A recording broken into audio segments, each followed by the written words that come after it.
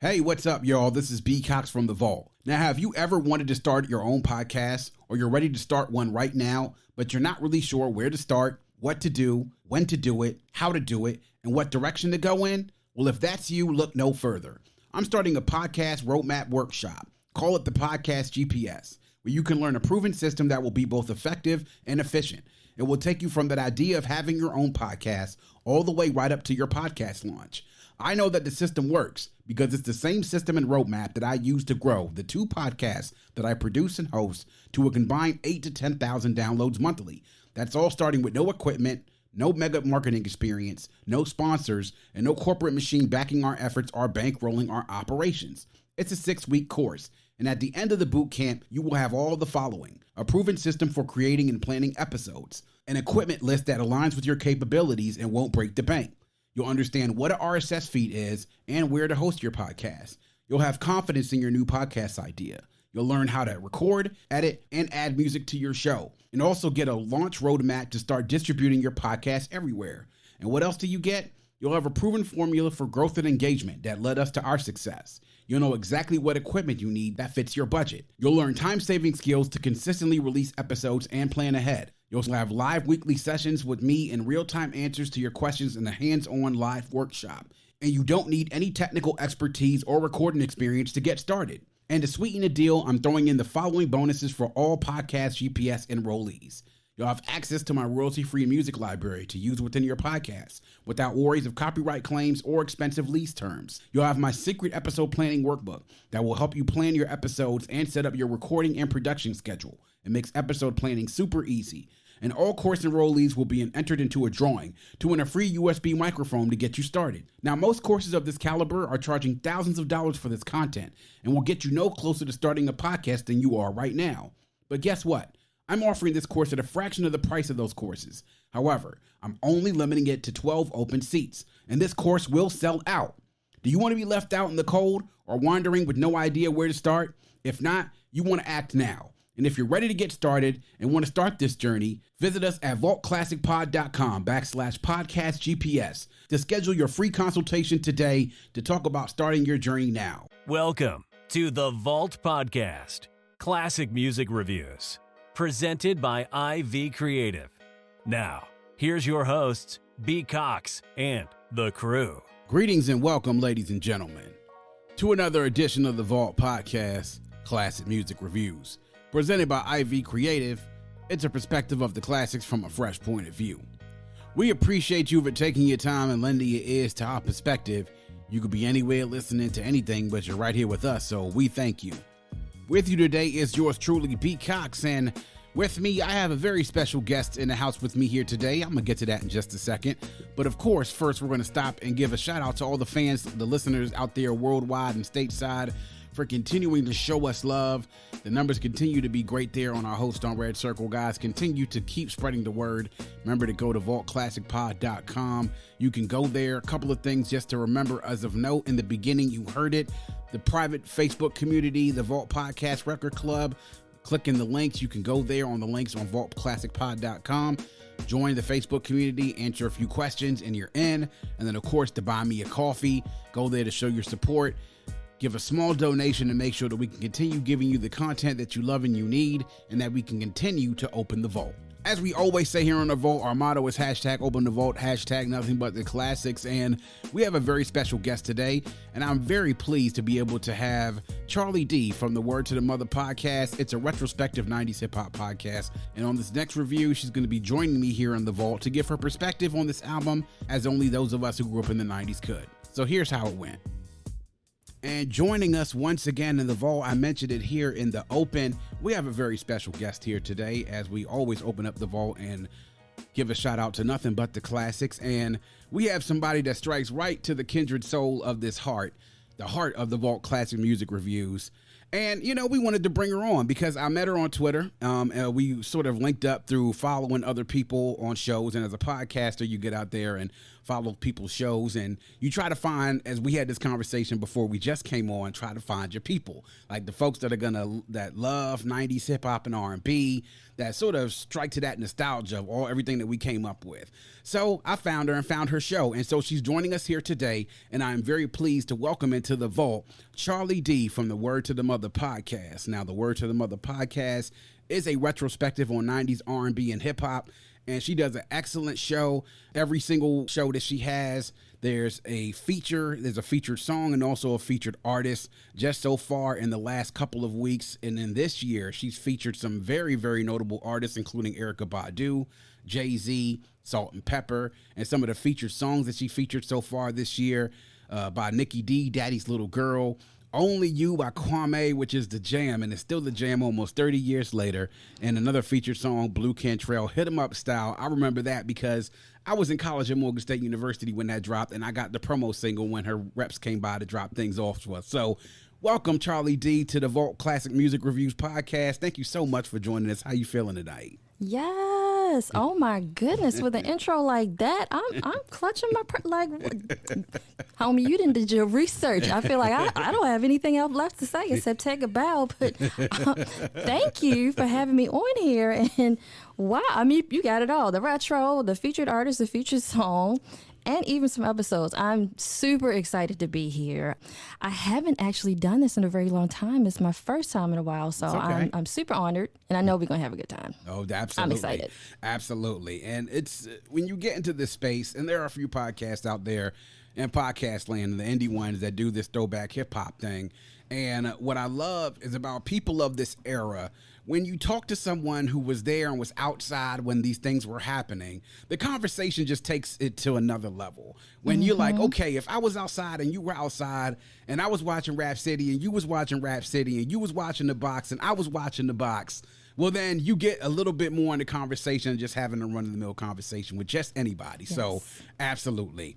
So having this review today, something that we talked about, and when Charlee and I talked, we talked about what kind of things when we wanted to collaborate, what kind of reviews she would be interested in. So she mentioned a particular group. And we're going to go back to a group now, back to 1992. We're going to go back 30 years ago to February 25th, 1992, to the legendary trio, and to actually the best R&B selling group of the 90s, and actually of all time. And that's TLC. T-Boz, Left Eye, and Chili. And their debut album, Ooh, on the TLC tip. And released on February 25th, as we mentioned, on LaFace Records. Recorded between April to December 1991 at the Doppler, La Coco, Bosstown Studios, all in Atlanta, and House of Hits in Chestnut Ridge in New York. Executive producers, Dallas Austin, also Babyface, also L.A. Reid. Other producers as well taking place with this: Daryl Simmons, DMC, the legendary DJ Marley Marl. Speak on it. KO, in a runtime of 55 minutes and 32 seconds on LaFace Records, and Arista. Now, that's a throwback, of course. Ooh. Speak on it. Speak on it. Yeah. Yes, sir. So, yes, sir. This is their debut album. Really, TLC came out, I want to say out of nowhere, really. Nobody was really expecting what these three ladies brought to the music industry. And to speak to their success, and we said they're the most successful female group, R&B group, not just of the 90s, but in history. Now, this is their least selling album out of their catalog, Charlee. This sold 6 million copies worldwide, and it's the least amount of records they sold as a group. Is that all? That's all. 6 million. 6 million. 6 million. So just to tell you about, we talk about legendary status that a group has reached based off the success that they've had. There are very few groups.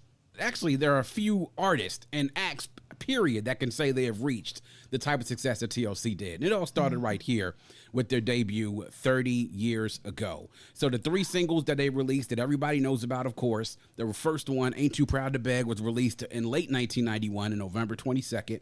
The second, Baby Baby Baby, which was May 29th, 1992, became a huge hit that summer. And then the last one was one of the more memorable ones as well, was What About Your Friends, released at the end of that summer, 1992. Ooh, on the TLC tip, Charlee D. You told me you were a big TLC fan back in the day. So, Yes, you know, and I know that this was something that you wanted to especially do. So we're going to get into, before we get into the album, let's go back just to your journey with T as a TLC fan. How did this whole thing start with you getting into them in the first place? Oh, my goodness. Oh, okay. 1992. Baltimore, Maryland. Okay. I was about 14 years old, and I don't remember the exact day that I saw the video, but I do remember the first video I saw was, I believe, Ain't Too Proud to Beg. Mm-hmm. And at that time, I think I was either 8th or 9th grade, and me and my best friend, I reference her a lot in my particular podcast because we went through all these things together. Mm-hmm. That video came out, and I think my whole life changed. My whole mind just went boom because, first of all, Ain't Too Proud to Beg, there was no video out like that at that time. But the thing that caught me is that these chicks looked and act exactly as I did. There you go. There you go. I'm a young teenager. I'm silly as hell. The toys. Me and my friend we would be in the malls every weekend playing with everything. We'd be in the toy stores. We'd be on the little playground thing. We were just silly. Yeah. We were silly, silly girls, and we just made it a party everywhere we went. Yeah. And at the same time, we did our little thing, trying to be sexy and, all that. But we were also in the baggy jeans and the little boots. And, at that time it was, well, I would say it was cross colors, but TLC actually made that popular then. So we weren't in there before. But the thing is, when the video came out, I felt like they were a reflection of me. What you didn't see is artists who were silly and crazy and playing with toys and pacifiers and bright colors. They were almost like a cartoon. Yeah. And that's how I was. I've always been a class clown. Yeah. And they were just really, really funny. And it came out with this sense of humor and this sense of energy. And I felt like, oh my God, this is it. This is it for me. Yeah. In short, that's how I was. This was it for me. These were my girls. They were like me. I was like them. Yeah. Still. I think was the biggest selling proposition for them with TLC. And for me, I was I think 10 years old when this album came out, but I had older sisters. So we used to music videos were always on in the house. Yes. So the thing with TLC which sort of struck you is because, like you said, they seemed like regular girls that you would hang out with, girls you would see in the mall, girls you would go to school with, girls that would be at parties in somebody's backyard, while you were in middle school or in high school. And the way that they dressed was like a way that's like, okay, a way that it was really starting to bring to a sense of fashion that was starting to make its way into especially hip hop culture, where girls were starting to dress a different type of way. Like we came up with singers like Anita Baker and Whitney Houston and Patrice Rushen, where when R&B singers, they looked a certain type of way. Like they were wearing dresses and heels and earrings and makeup and lipstick, and they looked very regal to a certain extent. Even the guys like Luther Vandross and Alexander O'Neal and Freddie Jackson, like they would have like blazers on and suits. And, once you got to the 90s, the R&B act started looking a lot different. You started looking at acts like Jodeci. They started looking different. Someone who came out later on that year, Mary J. Blige, with her debut album, she looked different. Jodeci looked different. BBD looked different.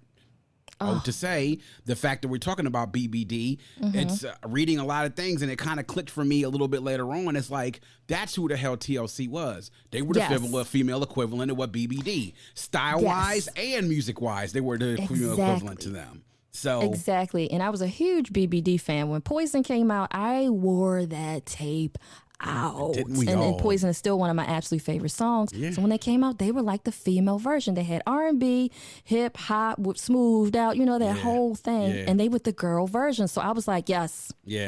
That's what made it work. So what made them work, the reason why they were so successful, not just in this album, but I think afterwards, is that people saw them as one of their folks. They saw them as their people. And when you can relate to people, people will take to you. So that's the reason why you saw the album sales, you saw the sold out tours. It just, when you're able to relate to people and you sort of feel like you grow up with them, because it wasn't just here. It went into the next album, Crazy Sexy Cool, went into fan mail, until it ended with Left Eye's Untimely Passing, now 20 years ago this year. So because you related to them, that's what that's what made them so popular. Because you looked at them and said, you know what, that's the girl at high school. That's the girl I got a crush on. That's the really cool girl that's at the basketball court with me. So that's really what made them, their appeal, is the fact that they were relatable.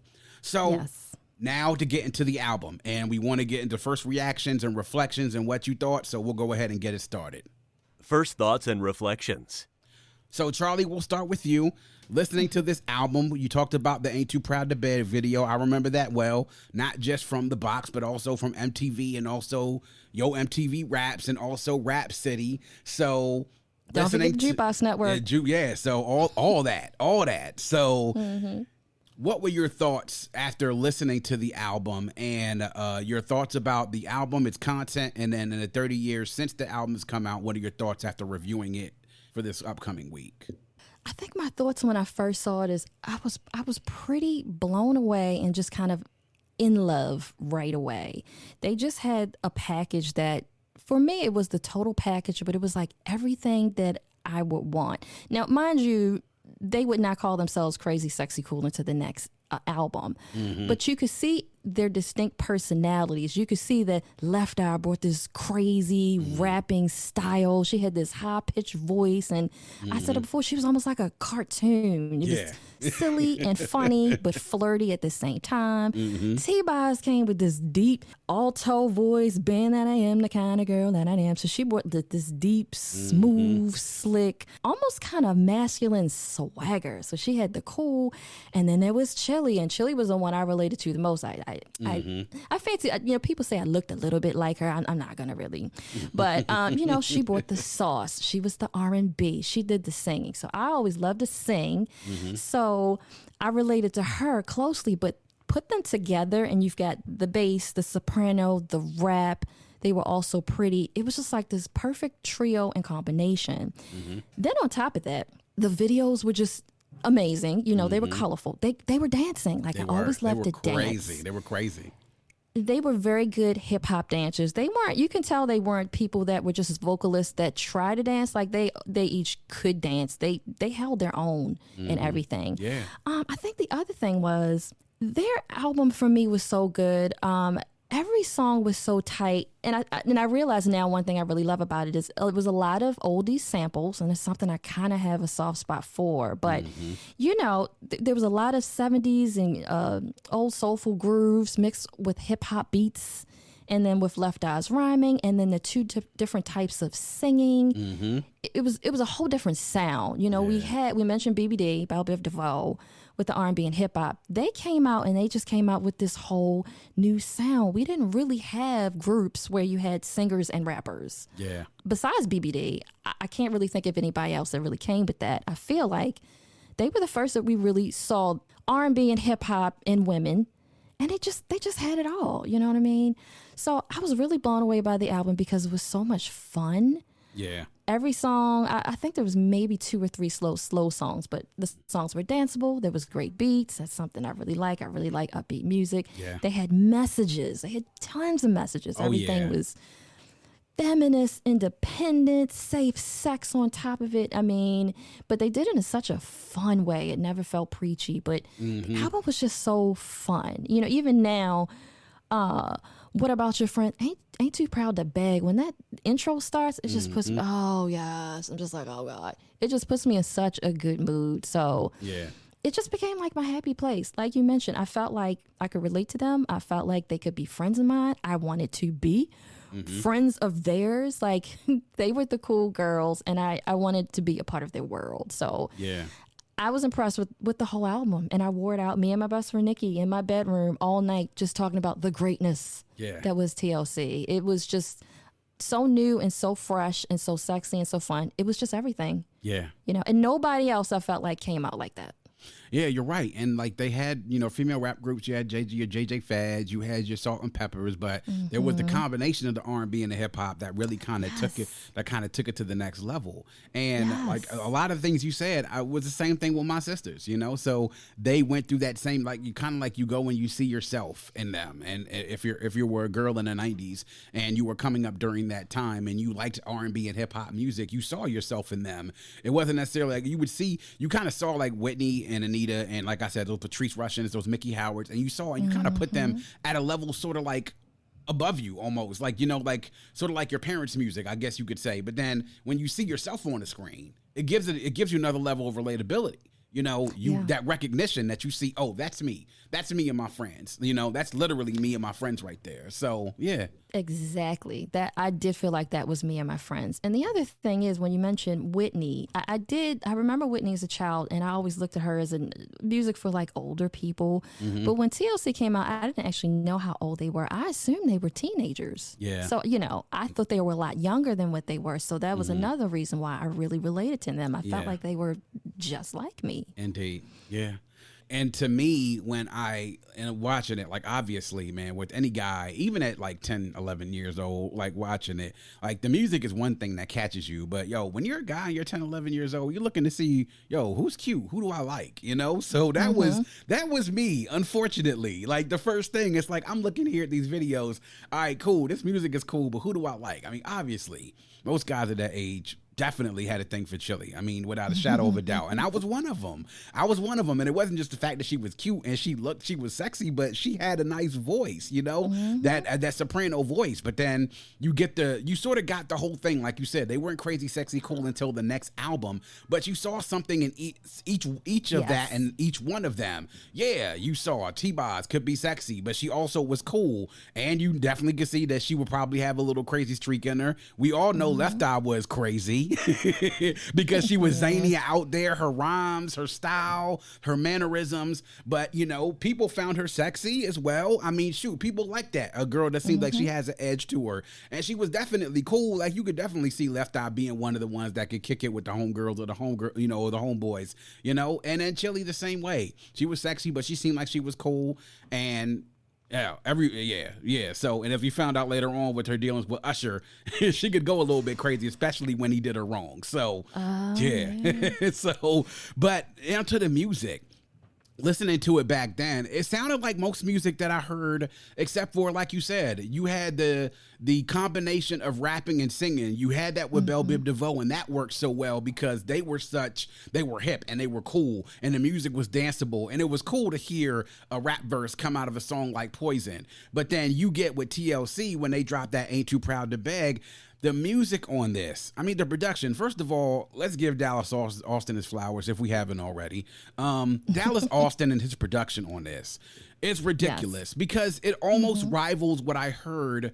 Like the Bomb Squad did a lot of production. Bomb Squad, who did production for Public Enemy in the late 80s for, you know, Fear of a Black Planet, also for It Takes a Nation of Millions to Hold Us Back. Very, very popular hip-hop producers, one of the best groups of hip-hop producers out there. That production that he did on this album reminded me a lot like that. To hear R&B music over like hip-hop beats, those drums were hard drums, those bass lines were hard bass lines. And that production backed up also with the production of Marley Marl, who, of course, legendary. We all know about Marley Marl, Juice Crew, LL Cool J. I mean, you name the acts of people he's produced for during this time, and writing by mostly by Left Eye, but also by Dallas Austin. And then you have that touch, be able to slow things down just a little bit with Babyface. And when you listen to it, you know the songs that Babyface and LA produced. You already know. I mean, everybody knows what Babyface and LA's bag were. It was those slow word jams. They weren't slow jams, but they were slow word jams because everything else was up tempo. This music makes you want to get up and dance. I mean, even now, when you hear it, a lot of this music is like that mixture of like New Jack Swing to hip hop to R&B. It like this, you can tell that this was probably, I wasn't in the clubs back then or partying, but I could only imagine what it was like in the clubs when stuff like this came on, because this music makes you want to get up and dance. It really does. It's fun music.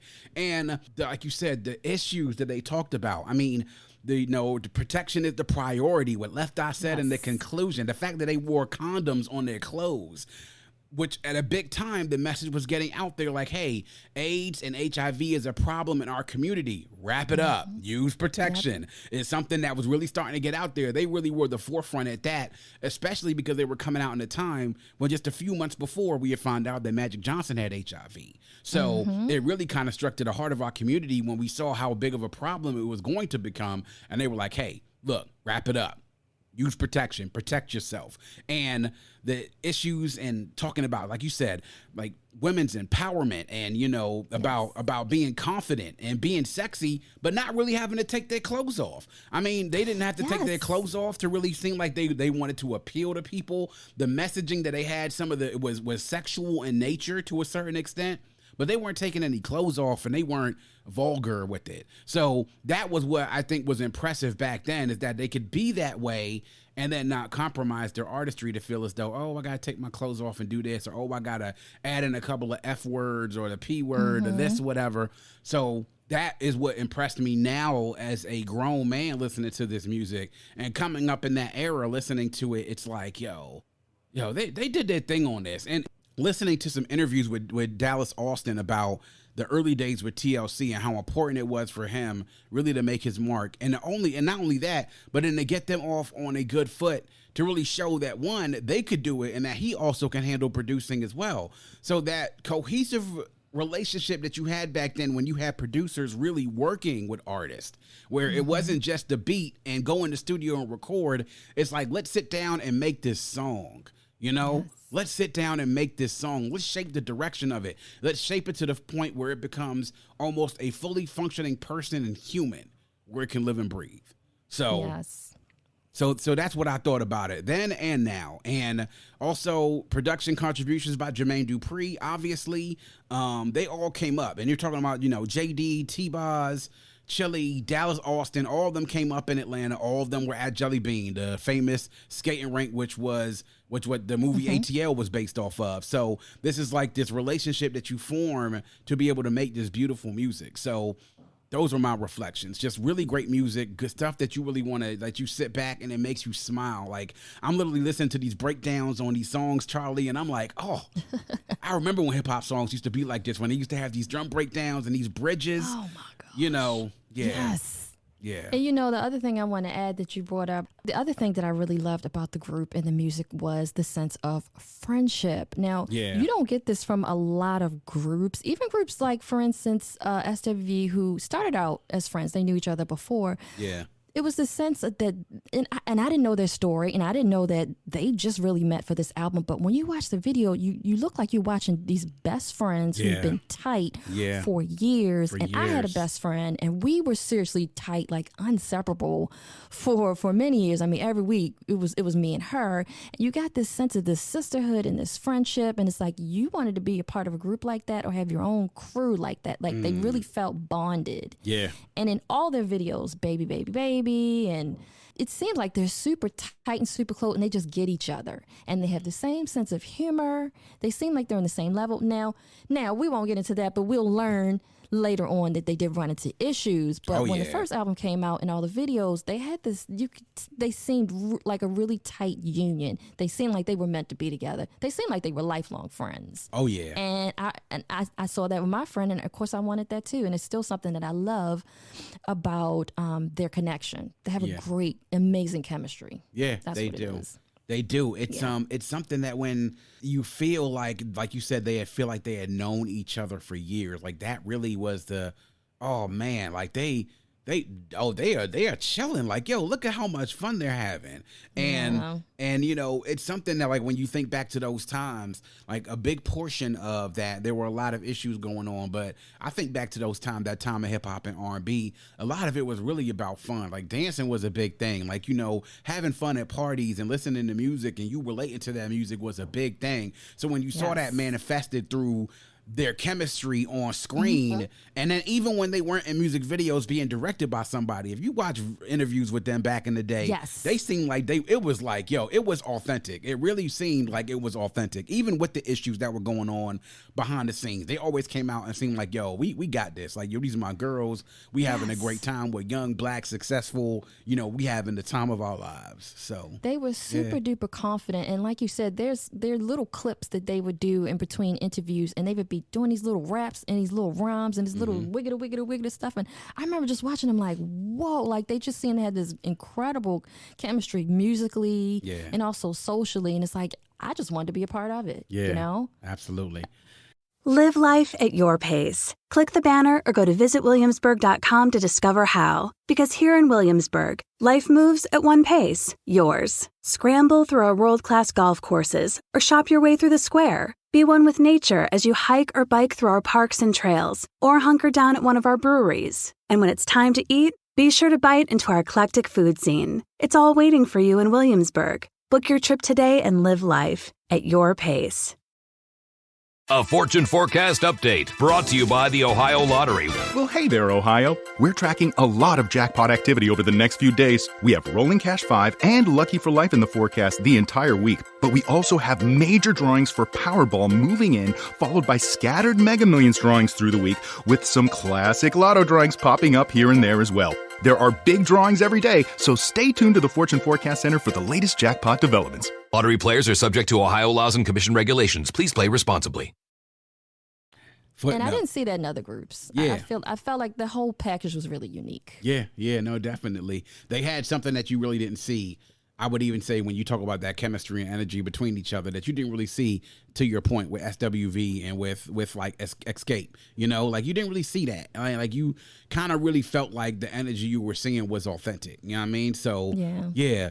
Footnote about Baby, by the way, that video actually was shot at Bowie State. So at Bowie State right here in Maryland, in our home state, and it was, you know, with them on the dorm where they had a slumber party and everything. So yeah. It was filmed. I was thinking about that today. Yeah, it was filmed at that Bowie State University. So, you know, I didn't really even know about that till like a little while ago. So yeah, interesting things you find out when you start researching this album.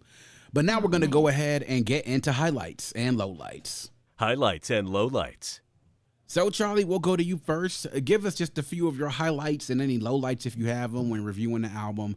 What did you have? What stood out to you, good and bad?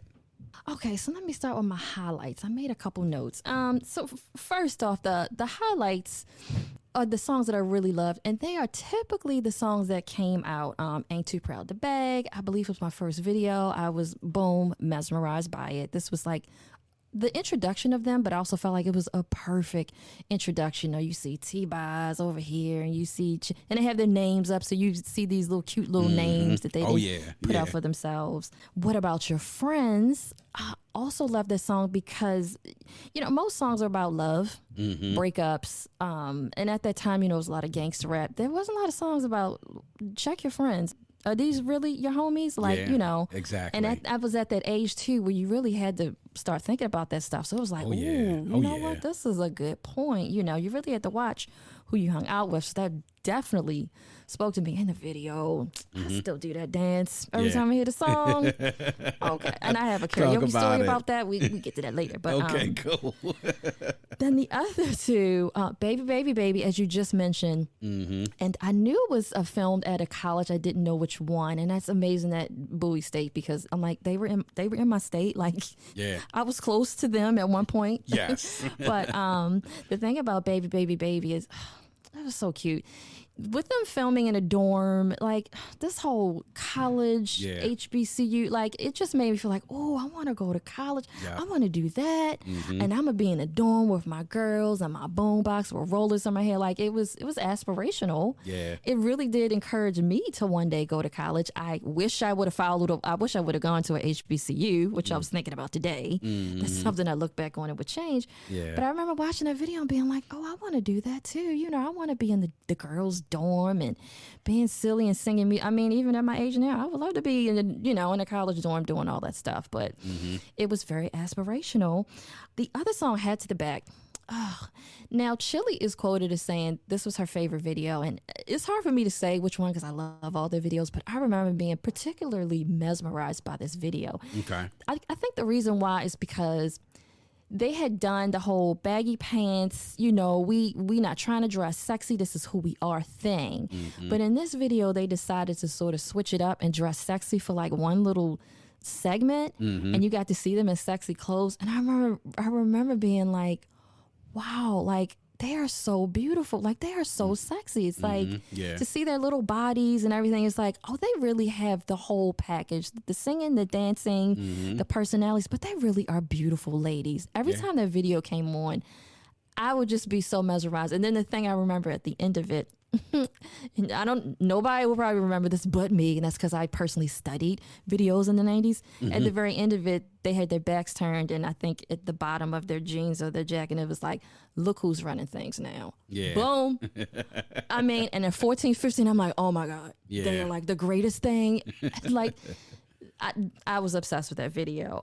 They had 2 other songs, Depend on Myself and Bad by Myself. Again, just these independent, self-reliant, feminist, I don't need no man thing that at that age, I really need to hear those kind of messages because you're starting to get into boys and, well, your girl was really into boys, but, you know, as a young, impressionable teenager, you're getting into boys, but it's good to get the message that, you know, it's not always about the boys. Put you first, and you don't really need this. And I appreciated hearing that. Yeah. So those would definitely be the highlights for me. I would say, I think there was only 2, maybe 3 slower songs, but the majority of the album was very upbeat, and that's something I personally prefer.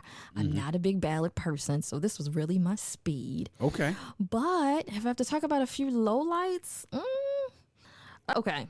So there's 3 songs that I didn't exactly love, and I hesitate to say it because I'm like I'm TLC forever, forever. Okay. All right. But okay, Shock That Monkey.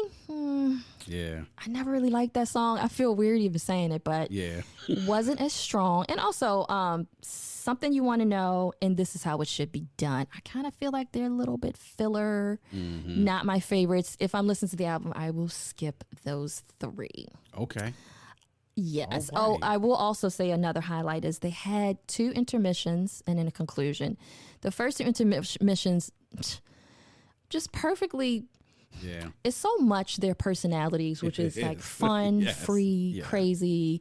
The first one was like a voicemail that was just really, really silly. And the second one was this hole remover thing they did, which again, it just sounds like they're just friends, girls hanging around, cutting up and being silly. And that's me. Yeah. So I just love that. And then the conclusion was just this nice little ballad thing, and it just wrapped it up really beautifully. So overall, I think this was a great album. You know, there aren't that many lowlights, but the highlights for me are the majority of it, and just amazing work. Just a great intro to this group. True. Yeah. So some of my highlights, and that was a great great review and summary of your highlights, because a lot of them were my own as well. I mean, obviously the singles. My highlights, Ain't Too Proud to Beg. That was the first one out there. Everybody's introduction to them.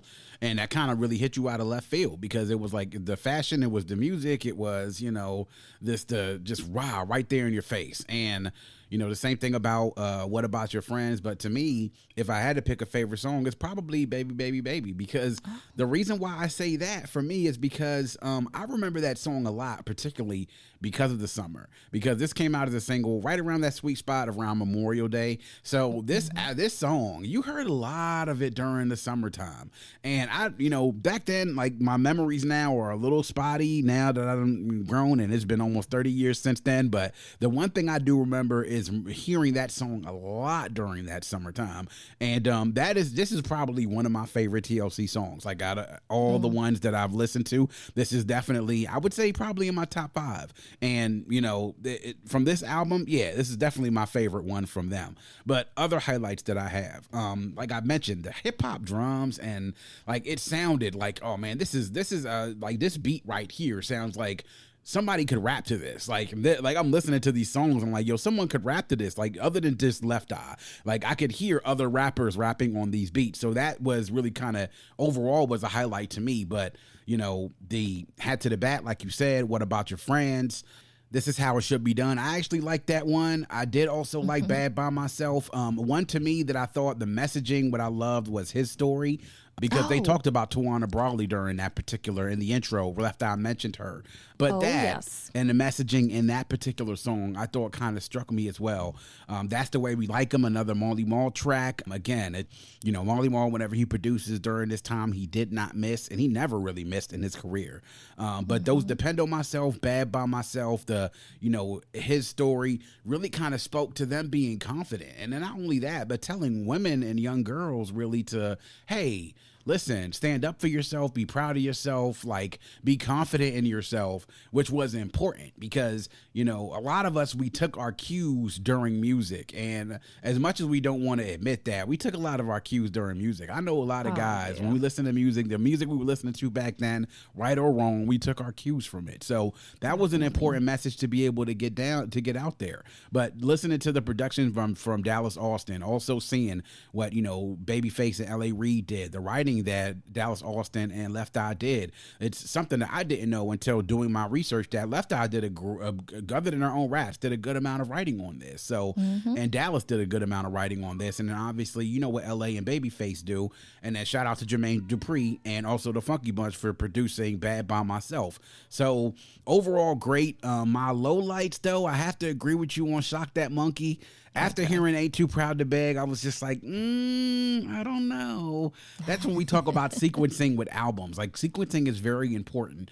Maybe this would have been a little bit lower down the track list. After another song, I would have maybe responded to it better. But right after Ain't Too Proud to Beg, you get that and then you go right into that. Like, I don't really know about this, you know? Something you want to know is, I really, you know, like, I think that you having Baby, Baby, Baby on there was good. Having that and then also having this, if I had to throw one of those away, I'm definitely throwing that one away. So yeah, those are really my two lowlights. The intermissions, obviously funny as hell, especially even the skit with Left Eye, her man, and going to the club. Like, yo, we going to the club. I'm going with you to the club. Like, oh, no, you know what? Charlee just called me. I'm going to the studio and I'm taking your car. So it was just like, you know, just like really funny, like entertaining stuff. So really kind of fit into the theme of the rest of the album of keeping you entertained, but also keep you informed and also empowering you along the same way for women and for young girls back then. So exactly. Yeah, so those are my highlights and lowlights. And, you know, to me, it kind of speaks to, you know, what we would see from them later on. And what I'll go into now before we get into what our final verdict of the albums are, is to sort of speak about this. Now, I mentioned at the top, Charlee, that this is the album from TLC that is their least selling album. They sold 6 million copies of this worldwide. Now, Crazy Sexy Cool, we know how big that was. That was a massive, massive hit. And it came out 2 years later, almost 2.5 years later, has been certified 12 times platinum, and it sold 15 million copies worldwide. That is an album that people, of course, speak to as that being their magnum opus. But then after all the struggles, the bankruptcies, the court filings with LA and Pebbles and everything else, they came back with Fan Mail about 5 years later, and they came back like they had never, ever left. And they come back and they sell 10 million copies worldwide with that. So that's kind of crazy when you think about it. So because Ooh on the TLC tip was definitely hotter than Fan Mail. Yeah, but I guess because they were so new, you know. But yeah, but for a debut album, that's excellent. Yeah, and then you think about who was writing for them too. Like, you got to think about like who was doing the writing on Fan Mail, and then also the sound has sort of changed a little bit from 92 to 99, a lot. You know, the sound had changed, the look had changed. Like, they started out with these baggy clothes in 92, and by the time 99 came around, they were dressing sexy, you know. That's you know, because they were showing off. Yeah, they were showing off a little bit, but I think they had deserved to show off after the success that they had. So yeah, but you know what? I mentioned it on my podcast, but a lot of artists do that. They come out one way, like Aaliyah did it, Escape did it. I think SWV kind of did it. You know, we baggy clothes, we hip hop, and then the next time, like, okay, we grown now. We sexy, and so I kind of, you know, I remember when Aaliyah did it, I was like, what? But, you know, the women come into their own, and then they decide they're a little bit more comfortable with their bodies and their sexuality, and then they turn it up a little bit. Janet did it too. So yeah, it definitely happens. It's like their evolution. Absolutely. And, you know, as you grow, you evolve. So artists, you see that with artists all the time. They grow and they evolve, and we definitely saw that evolution with them. Now, unfortunately, with us, we always like to see our artists come back and do things. But with TLC, that I don't care what happened after that. After Left Eye passed away, you know, that was it. TLC was done because there is no TLC without Left Eye. And for a good portion of this album, she kind of served as the heart and soul of this album. I mean, not only did she do a lot of the writing and the raps, but she really kind of gave that album the edge that made TLC TLC. I mean, not taking away anything from what T-Boz did. You know, everybody loved that raspy contralto voice, Charlee with that mezzo soprano voice, but then you had Left Eye that really kind of struck at the heart and soul of what TLC was. She gave them that punch. She did. And no other group, you know, we have singing and, you know, we have a lot of R&B, but what Left Eye brought, we never had that before. Nobody had that, and nobody was rapping the way she did. You know, she wasn't this hardcore street hood. Even her sound, you know, we didn't have that before. Yeah. Nobody had that, you know. It was unique to this group. Yeah, unique. So they had that advantage. Unique in the fact that all three of them had three very unique voices in the way that their voices sounded. You had T-Boz's voice, which is unmistakable and as recognizable as any voice anywhere. Even today, when you hear T-Boz talk, it's like, oh yeah, that's T-Boz. Same thing with Left Eye. When you heard her, she had that sort of like somewhat high-pitched voice that was kind of nasally, that was, cartoony. like everybody cartoony. Everybody knew a girl like Left Eye and knew a girl that had a voice like Left Eye's voice, you know? And Charlee as well had that very unique voice, and it really kind of built towards, when you have three voices like that, to a group that can give you that nothing else that another group can give you. And I think that they don't get their due with the other groups that came in, because they were like, I saw an article, Charlie, it said they were part of a freshman class that came in during 1992, 1993, that really changed the landscape of what R&B singers looked like, sounded like, and what they sing about. And we're talking about them, we're talking about SWV, we're talking about Escape, Janae, you know, that came out, that introduced us really to the R&B girl group and made them a thing in the 90s. But I don't think when we talk about them, because I don't think they really get their due as much as the others do. I mean, I think a lot of folks talk a lot about SWV, a lot about Escape, you know, but I don't think that when we talk about TLC, they did their due, but they sold more than any one of those groups that I just named just right there. So I think people tend to forget, because TLC as a threesome, you know, we lost that trio, excuse me, so long ago. Yeah.